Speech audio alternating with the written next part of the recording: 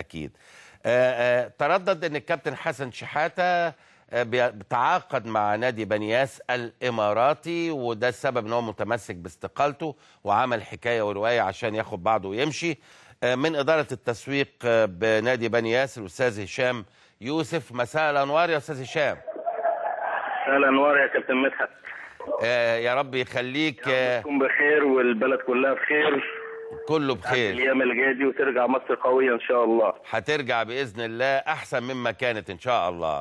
إن شاء الله بإذن الله. والله يا كابتن مدحت أنا من أشد المتابعين لبرنامج حضرتك، وأنا سعيد جدا بالمداخلة مع حضرتك. ربنا يخليك يا أستاذ هشام. قول لنا إيه موضوع الكابتن حسن شحاتة ده؟ والله يا كابتن مدحت أنا بس هو السؤال اللي مفتوح دلوقتي او اللي موجود دلوقتي، انت مالك ومال الزمالك وبتكبر مواضيع الزمالك ليه؟ حسن شحاتة سيدك وسيد محمد نصر. الزمالك اكبر منك واكبر من محمد نصر. ده واحد مسنطرك عشان تقول الكلمتين دول يعني. لا مش واحد مسنطرني، انا بتصل عشان اخليك تحترم نفسك. انت سبب التعصب في مصر. طيب يا سيدي ربنا يخليك. انا اللي قال لي محمد نصر ان انت واحد من بنياس من الامارات، وقال لي ان انت هتخش عشان تتكلم في هذا الامر.